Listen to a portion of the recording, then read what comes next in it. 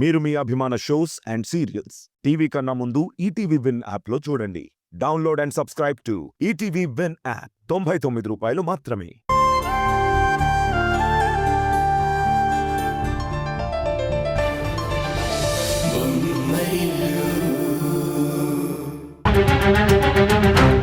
వదినా, ఈ ఒక్కసారికి నన్ను మన్నించండి. ఇంకెప్పుడు నేను అక్కడికి ఫోన్ చేయను. ఫోన్ చేసి మిమ్మల్ని ఇబ్బంది పెట్టను. పిన్ని, నేను ఉషాని. అమ్మా ఉషా, ఏమైంది పిన్ని? ఎందుకంత కంగారుగా మాట్లాడుతున్నారు?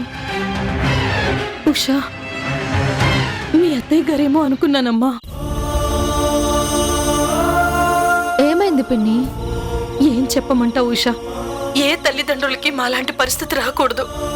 కన్న బిడ్డకి కష్టం కూడా చెప్పుకోలేని స్థితిలో ఉన్నాం.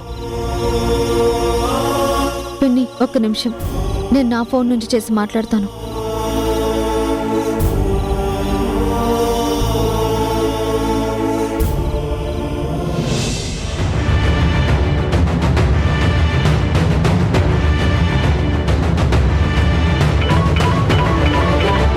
హలో ఉషా.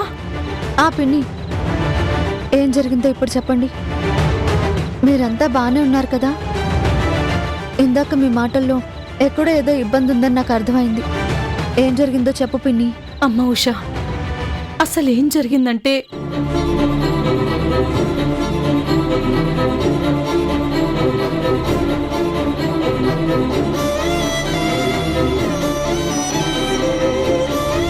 అదమ్మా జరిగింది. మీరేం కంగారు పడకండి పిన్ని, బాబాయ్కి ఏమీ కాదు. కొంచెం రెస్ట్ తీసుకోమని చెప్పండి, అంతా కుదుట పడుతుంది. ఇలాంటి టైంలో మీరు కూడా ధైర్యంగా ఉంటేనే బాబాయ్ కూడా త్వరగా కోలుకుంటారు. అలాగే ఉషా, కానీ హారిక కూడా ఒక్కసారి ఇక్కడికి వచ్చి వెళ్తే బాగుంటుందనిపిస్తోంది. ఆయనకి చిన్నప్పటి నుంచి హారిక అంటే చాలా ఇష్టం. ఒక్కసారి హారిక కనిపిస్తే చాలా సంతోషపడతారు. అప్పుడే ధైర్యంగా లేచి నిలబడతారు. తనకున్న దిగులంతా మర్చిపోతారమ్మా.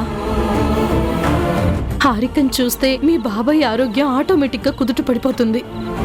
తనిక్కడికి వచ్చేలా చూడు తల్లి. అలాగే పిన్ని, నేను అక్కతో మాట్లాడి అక్కడికి వచ్చేలా చేస్తాను. మీరు మాత్రం దీని గురించి ఎక్కువగా ఆలోచించి మనసు పాడు చేసుకోకండి, సరేనా? సరేనమ్మా.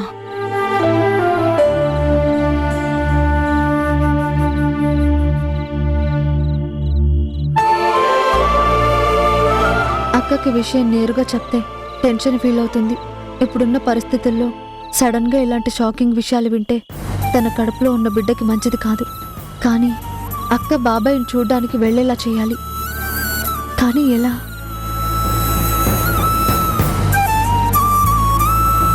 బావగారితో మాట్లాడితే అక్క అక్కడికి వెళ్ళడానికి సొల్యూషన్ దొరుకుతుంది.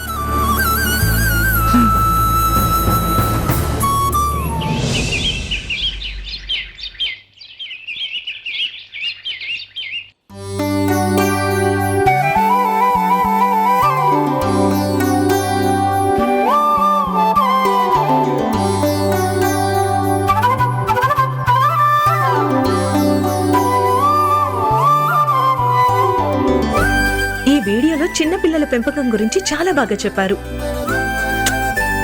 రేపు ఈ బుజ్జి బేబీ బయటకు వచ్చిన తర్వాత ఇలాగే జాగ్రత్తగా చూసుకోవాలి.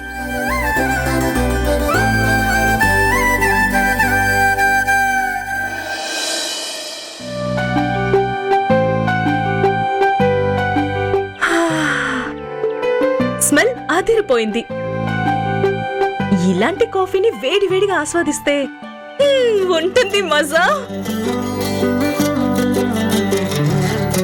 ఏంటి ఈరోజు కాఫీ అబ్బాయి గారు తీసుకొచ్చారు? ఏంటి సంగతి? ఈరోజు ఈ అమ్మాయి గారి కోసం ఈ అబ్బాయి గారు స్వయంగా కాఫీ పెట్టారు కాబట్టి.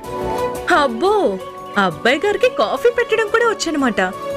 ఫస్ట్ టైం ట్రై చేశాను. నువ్వే టేస్ట్ చేసి రేటింగ్ ఇవ్వాలి. స్మెల్ అయితే అదిరిపోయేలా వస్తుంది. దానికి అవుట్ ఆఫ్ 5కి 5 స్టార్ ఇచ్చేస్తాను. ఇక టేస్ట్ సంగతేంటో చూడాలి. అందుకే త్వరగా తాగు. వేడివేడిగా ఉన్నప్పుడు తాగితేనే కాఫీ రుచి కరెక్ట్గా తెలుస్తుంది. జస్ట్ వెయిట్ ఆఫీసర్ గారు, కంగారు పడకండి.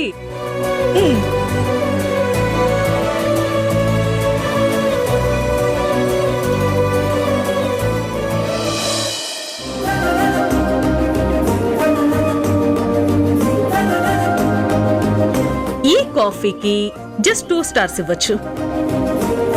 అంతకంటే ఎక్కువ ఇవ్వడం కష్టమే. ఏంటి 2ఏనా? నేను ఇంకా 5కి 5 ఇస్తాం అనుకున్నాను. నీకోసం నేను ఇంత కష్టపడి చేస్తే కనీసం 4 కూడా ఇవ్వలేదు. తమరు కష్టపడి చేశారని రేటింగ్లు ఇవ్వరు ఆఫీసర్ గారు. మీరు చేసిన దాంట్లో విషయం ఉంటే ఇస్తారు. ఇలాగే డైలీ ప్రాక్టీస్ చేస్తూ ఉంటే 5 స్టార్ పర్ఫార్మెన్స్ వచ్చేస్తుంది. చేయండి.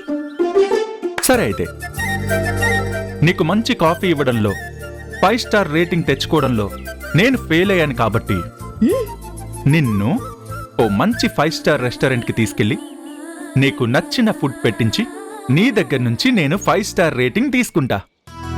త్వరగా రెడీ అవ్వు. వాట్? అంటే ఇప్పుడు మనం బయటికి వెళ్తున్నామా? నువ్వు సర్ప్రైజ్ అవ్వడం ఆపేసి త్వరగా రెడీ అవ్వు. మనం త్వరగా వెళ్ళాలి. సరే 2 నిమిషాల్లో రెడీ అయిపోతాను. పట్టుకోండి. జాగ్రత్త.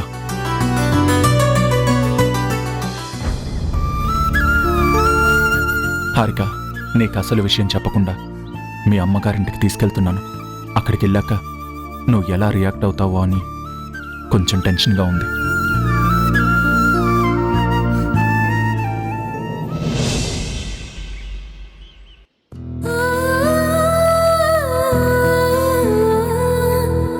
బాబాయ్కి ఆరోగ్యం బాలేదని తెలిస్తే అక్క పరిస్థితి ఎలా ఉంటుందోనని చాలా భయంగా ఉంది.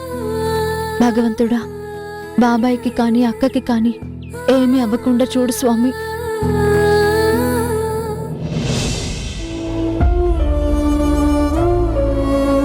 ఉషా,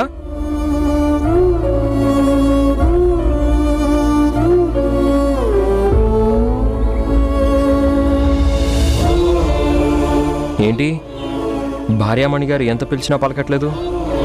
పలకలో ఉన్నారా లేదా ఆదమర్చున్నారా? చూసావా, నీతో ఉంటూ నీతో మాట్లాడుతూ నీ కవిత్వం కూడా నాకు వచ్చేసింది.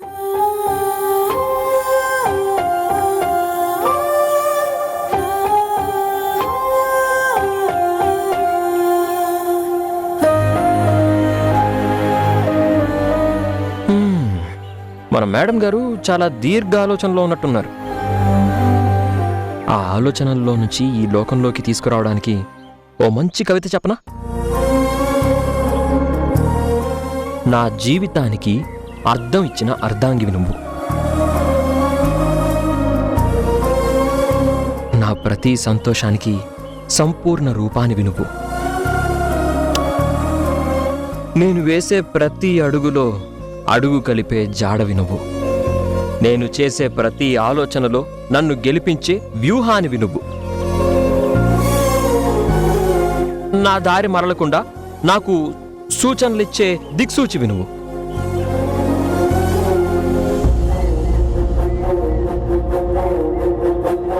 నా భవిష్యత్తు కోసం నిన్ను నువ్వు బహుమానంగా ఇచ్చిన నా భార్యామణివి నువ్వు.